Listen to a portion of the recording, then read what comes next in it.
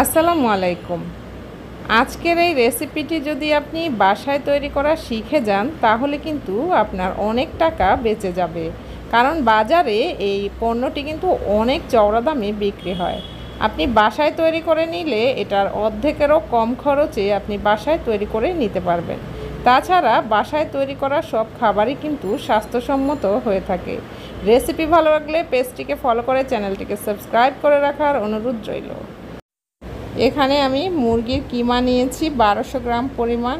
মুরগির বুকের যে মাংসটা হয় সেটাকে আপনি ব্লেন্ডারে ব্লেন্ড করে নিলেই কিন্তু এই কিমাটা তৈরি হয়ে যাবে। এখন দিয়ে দিচ্ছি একটি ডিম, দিচ্ছি 1 চা চামচ পরিমাণ কালো গোলমরিচ পাউডার। এখন দিয়ে দিচ্ছি 1 টেবিল চামচ পরিমাণ আদা এবং রসুন পেস্ট, দিচ্ছি পরিমাণ মতো লবণ। এখন দিয়ে দিচ্ছি 2 চা চামচ পরিমাণ লাল মরিচ পাউডার, দিচ্ছি 1 টেবিল চামচ পরিমাণ কর্নফ্লাওয়ার। কর্নফ্লাওয়ারটা দিতে চেষ্টা করবেন কারণ এটা বাইন্ডিংয়ের কাজ করবে।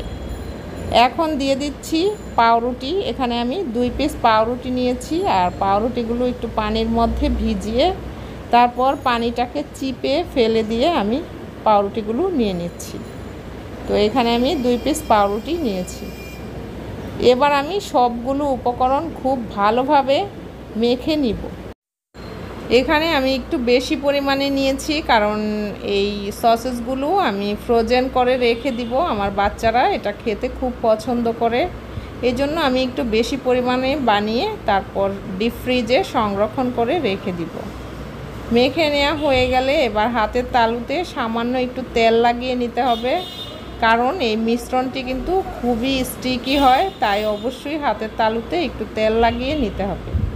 তারপরে এখান থেকে একটু মিশ্রণ নিয়ে বোর্ডের মধ্যে এরকম হাতের তালুর সাহায্যে লম্বা করে আমি সসেজের আকৃতি করে তৈরি করে নিলাম।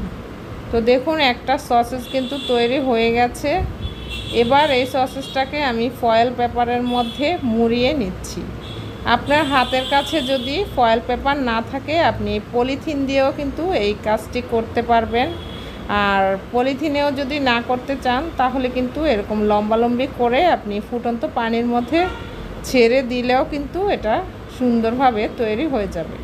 তো আমার সবগুলো এক এক করে তৈরি করা হয়ে গেছে সসেসগুলো।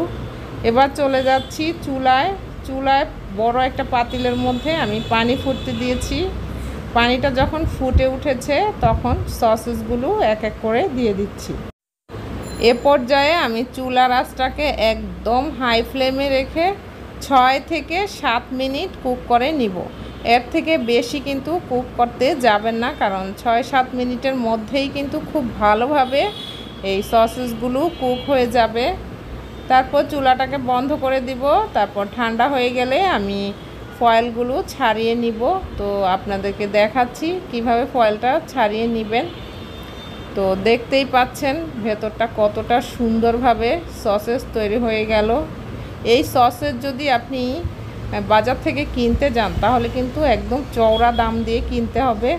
আপনি ওই একই দাম দিয়ে যদি আপনি বাসায় তৈরি করেন তার থেকে 4 থেকে 5 ডাবল বেশি তৈরি করতে পারবেন। তো কেটে দেখাচ্ছি ভেতরটা কতটা সুন্দর হয়েছে। আমি একটা বড় বক্সের মধ্যে ডিপ ফ্রিজে সংরক্ষণ করে রেখে দিচ্ছি। যখন দরকার তখন নামিয়ে সামান্য পরিমাণ তেলের মধ্যে শ্যালো ফ্রাই করে দিলেই কিন্তু হয়ে যাবে। তো দেখুন ফ্রাই করেও দেখাচ্ছি কতটা সুন্দর হয়েছে। আল্লাহ হাফেজ।